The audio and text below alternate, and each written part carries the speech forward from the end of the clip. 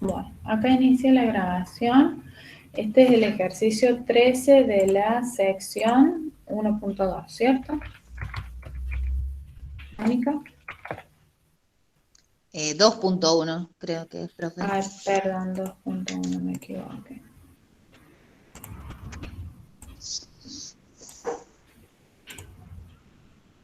2.1. Bueno, comentame cuál es la pregunta. Bueno, yo en la medida del ángulo 2, si el ángulo 1 mide 112 grados, el ángulo 2 por ser adyacente es suplementario, por lo tanto debería medir 68 grados. Muy bien. Está bien. Ahora, el ángulo 2 con el ángulo M, que es el 3, por ser opuestos por el vértice, debería medir lo mismo. Tapia el 68, el 3. Exacto. Bien. Bueno, mi duda está en el ángulo 5. Y bueno, el ángulo 1 y el ángulo 6, eh, esos son, a ver cómo puse, eh, correspondientes, ¿puede ser?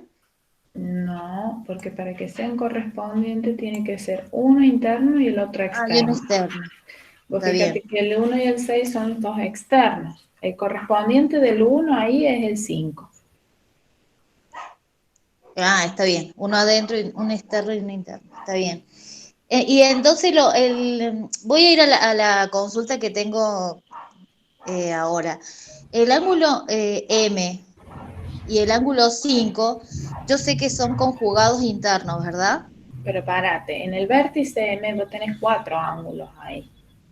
Entonces, si vos me decís M, yo no sé si es el 1, el 2, el 3, El 4. 3, el 3, el 3. El ángulo 3, Sí, ¿con cuál? en el ángulo 3. El ángulo 3 y el ángulo 5. Bien. Son conjugados internos. Sí. Ahora lo que yo no entiendo es porque sé que la definición me dice que los conjugados internos son suplementarios, ¿verdad? Si es que las rectas son paralelas, las que corta la transversal. Porque si Sí. las rectas no son paralelas, entonces no, porque el teorema dice, si dos rectas paralelas son intersecadas por una transversal, entonces los conjugados internos son suplementarios.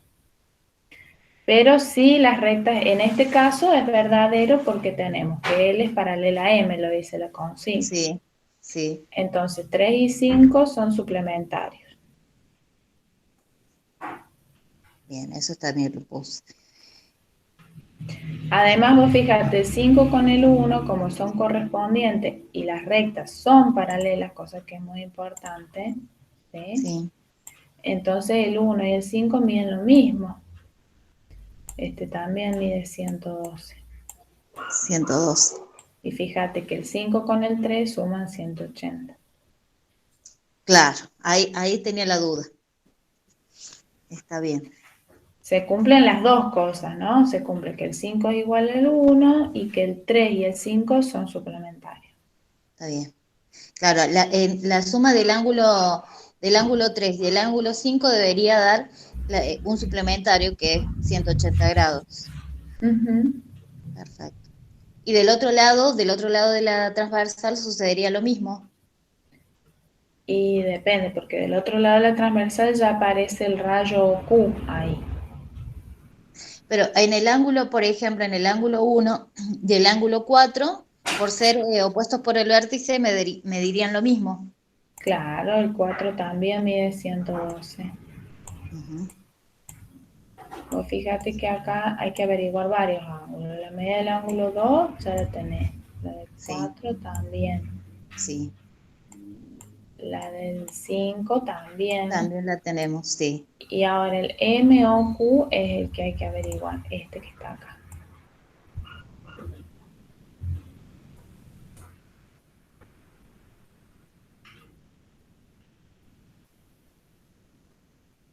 Ah, el de arriba hay que averiguar. El que pinte ahí con azul. Sí, sí, yo no lo tenía marcado. A ver, ¿algún compañero lo hizo? ¿O compañera? No, yo todavía no llegué acá. Ahí, profe, como lo biseca, lo divide en dos ángulos congruentes, entonces la medida Claro, ahí de... la consigna dice, el rayo Q biseca el ángulo MON. O sea que este otro ángulo tiene la misma medida. Y entonces vendría a ser 34 que Treinta y mide cuatro grados, sí. grados.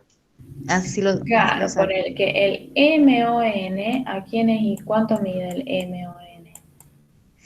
Es opuesto por el vértice con el ángulo 6 que ya Sí, teníamos. Y mide 68 grados.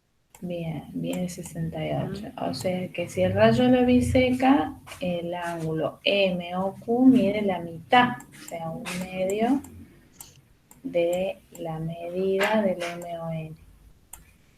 34 grados. Perfecto. La mitad de 68 es 34. Muy bien. Y ahí da 34. Muy bien. Bueno, y nos faltaría completar el ángulo 7 que no lo pide, pero mediría 112 grados por ser opuestos con el vértice con el ángulo 5. Muy bien. Ujú. Perfecto. Perfecto.